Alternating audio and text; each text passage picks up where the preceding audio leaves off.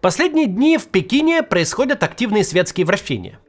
Китайский лидер Си Цзиньпинь по очереди принял двух своих главных то ли друзей, то ли коллег, то ли противников – Дональда Трампа и Владимира Путина. Внимание всего мира было приковано к столице Поднебесной, где ведущие государственные мужи планеты решали судьбы человечества. И все ждали, что же они скажут народным массам.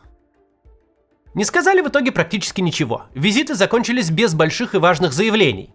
Поэтому общественная дискуссия переключилась на другую тему.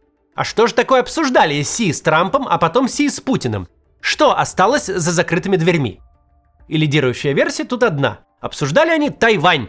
Остров, на который Китайская Народная Республика и лично Си Цзиньпинь покушаются уже очень давно и хотят вернуть в родную гавань.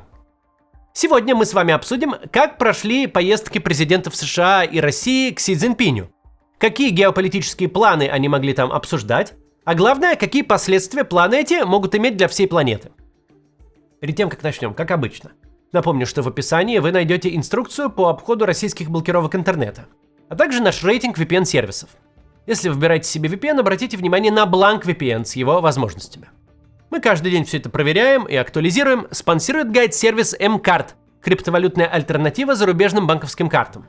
Мы протестировали их карты в разных странах и в разных магазинах. Все отлично работает.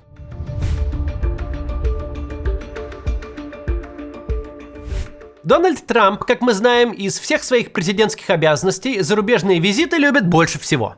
Законотворчество, реформы – это все скучно. В приоритетах у американского президента всегда было куда-то съездить и с кем-нибудь важным сфотографироваться на фоне золотого пресс-вола. Так что визит Трампа в Китай его администрация интенсивно пиарила, и сам Трамп тоже говорил, что происходящее – это, величайшие вещи. Сейчас, дескать, будем решать тут вообще все. Особенно забавно, конечно, что Трамп считает Китай своим ключевым врагом уже 10 лет. Еще свою первую президентскую кампанию он начинал с того, как США китайцев будет побеждать. Чайна то, чайна сё. Они торгуют с нами плохо, а я единственный, кто может справиться с, устрашающим восточным дьяволом, как он Китай называл. И вот Трамп поехал в Китай, и все закономерно ожидали, что сейчас случится работа сильной руки. Президент своим увесистым авторитетом надавит на товарища Си, будет достигнуто великое соглашение и сделка о чем-то важном, и начнется новый век американского глобального доминирования. Не случилось в итоге ничего. Среди важных достижений саммита сам Трамп назвал сделку о продаже в Китай самолетов Boeing. Меньше штук, чем ожидалось, и американских соевых бобов еще собрались продать сколько-то. Китайская сторона, кстати, как самолетную сделку, так и бобы подтверждать отказалась. Какого-то серьезного торгового соглашения тоже не подписали. Но, по крайней мере, не возобновили свою торговую войну. И то удача. Помимо этого, Трамп на банкете распинался, как уважает товарища Си, какой он его друг и какая у него великая нация. Что идет немного вразрез с рассказами о том, что он будет подминать под себя взорвавшуюся азиатскую сверхдержаву. Зато кое-что Трамп с Си обсудили, что как раз обсуждать не планировали. Остров Тайвань. За эту информацию мы, как всегда, благодарны не контролирующему себя американскому президенту, который об этом ляпнул на пресс-конференции. Сказал, что Тайвань они с китайским лидером обсуждали долго, и что сам Трамп теперь будет думать, а поставлять ли Тайваню оружие. Это чувствительный вопрос. Америка Тайвань всегда военно поддерживала, и новую партию вооружений аж на $14 миллиардов одобрил Конгресс через отдельный закон. Но Трампу все-таки важнее, что ему лично говорит глава великого государства. Поэтому мыслительный процесс, дескать, запущен. Ну а буквально через несколько дней после визита Трампа в гости к Си Цзиньпиню приехал Владимир Путин. Неделя у китайского лидера в принципе выдалась продуктивная. Все-таки приехали сразу двое коллег. В принципе, можно было упростить логистику и устроить сразу саммит на троих, но, похоже, Си пока не готов знакомить своих друзей из разных тусовок. Естественно, в прессе сразу же начали сравнивать два визита и математически вычислять, кого Си любит больше.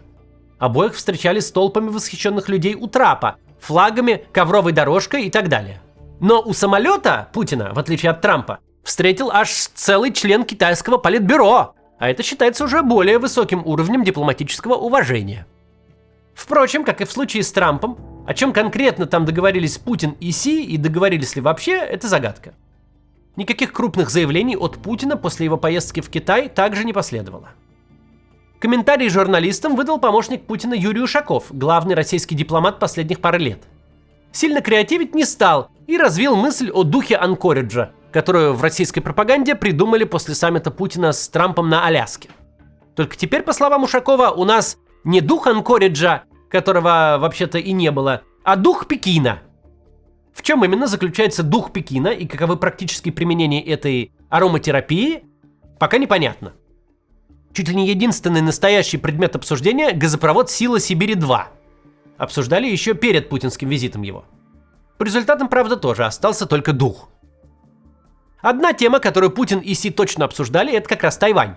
Амбиции Си Цзиньпиня по захвату острова известны, публичны и уж точно лично Путину понятны.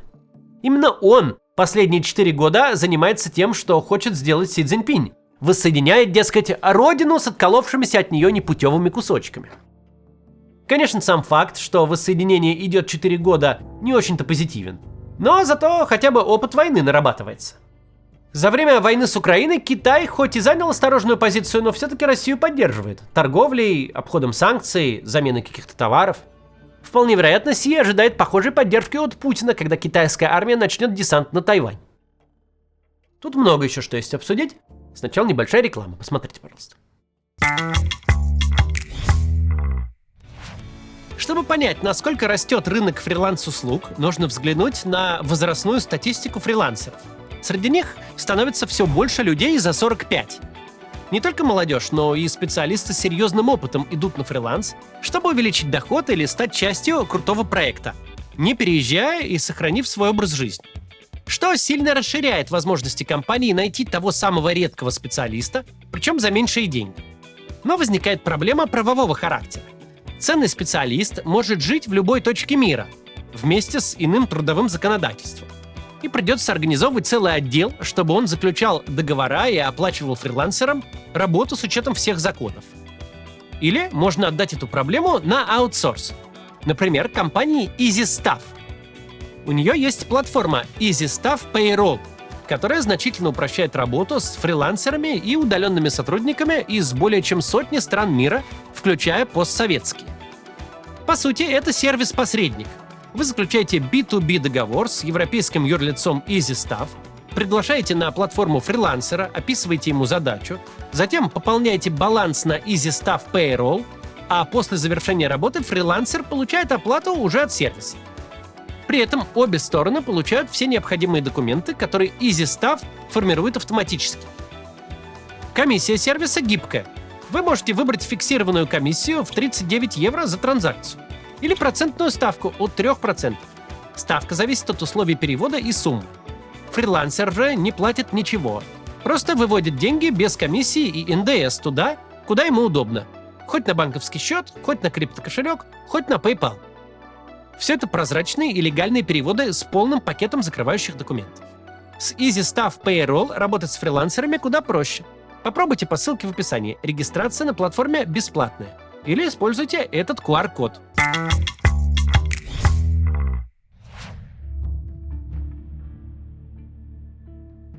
Продолжаем. Вопрос Тайваня, на первый взгляд, может показаться не особо важным для нас. Буквально слишком далеким. Все-таки это где-то там в Азии, и даже если начнется конфликт, кого этим поразишь в 2026-м?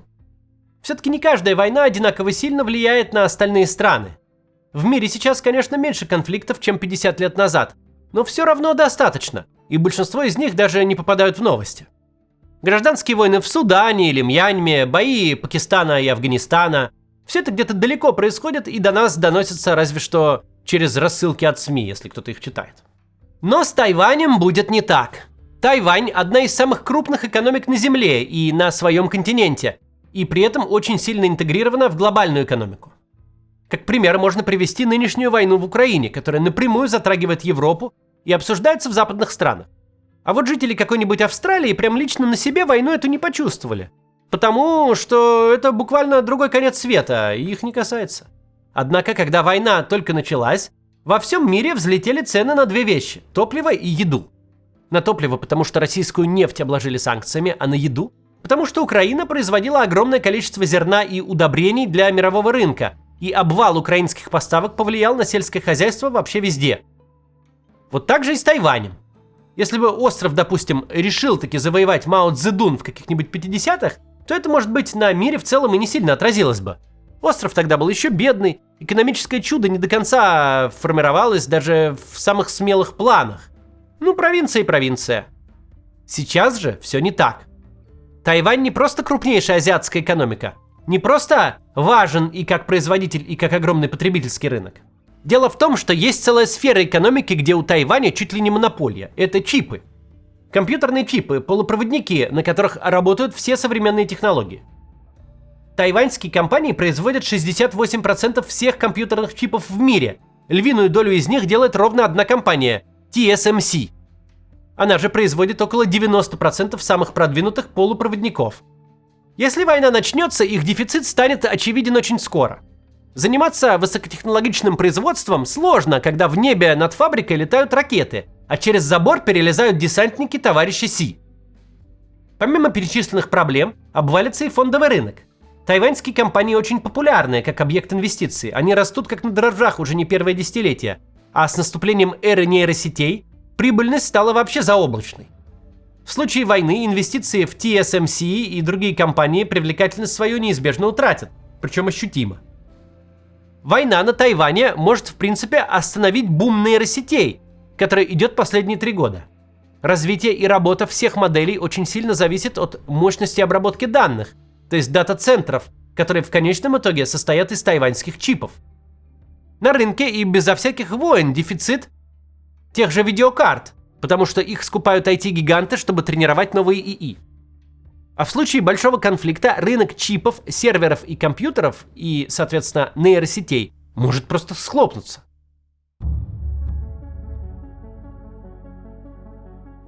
Конечно, все эти рассуждения упираются в вопрос, а будет ли вообще война с Тайванем.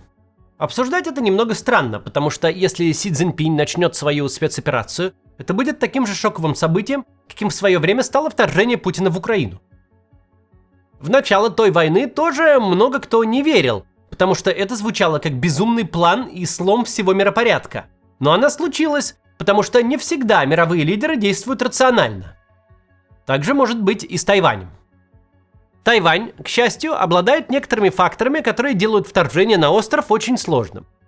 Во-первых, Тайвань – это остров. Отсутствие наземной границы означает, что Китаю придется организовывать огромный морской десант на побережье острова, чтобы просто начать войну. Это очень и очень сложный вид военных операций. Самый известный такой десант – высадку в Нормандии – организовывали долгие месяцы. Операция была крайне непростой, потребовала сотен тысяч солдат и привела к огромным потерям. Но высадка в Нормандии все же оказалась успешной. И важной причиной этого было то, что союзникам удалось скрыть от Германии, где именно высадится десант. Дело было в 1944-м. В 2020-х же огромное скопление войск, необходимое для десанта, скрыть невозможно. Вы наверняка помните, да и мы обсуждали буквально недавно, как перед вторжением в Украину западные СМИ регулярно рассказывали, что Россия стягивает войска к границе, и показывали снимки со спутников. Так вот, если Китай все-таки решит вторгнуться на Тайвань, подготовка будет моментально замечена и службами самого острова, и его западными союзниками. Никакого сюрприза организовать не выйдет. Во-вторых, Тайвань, конечно, маленький, но армию свою никогда не забрасывал. Все время существования страны, с тех самых пор, как Чан Кайши эвакуировал войска на остров, Тайвань живет под угрозой вторжения коммунистических войск с материка. Этого до сих пор не происходило, в том числе из-за географии, которую Тайвань защищает. Но надеяться только на нее нельзя, поэтому тайваньскую армию держат в состоянии высокой боеспособности. У Тайваня развитые ВВС с западными истребителями «Мираж» и F-16. Армия призывная, то есть имеется большой запас резервистов с опытом, которых можно призвать во время войны. Для надежности у Тайваня есть и собственный военно-промышленный комплекс, хотя государство все равно сильно полагается на тяжелую западную технику, в основном от Америки, которая много десятилетий продает ему оружие. При всем этом, конечно же, если рассматривать сферическую войну в вакууме, Тайвань Китаю с большой вероятностью проиграет.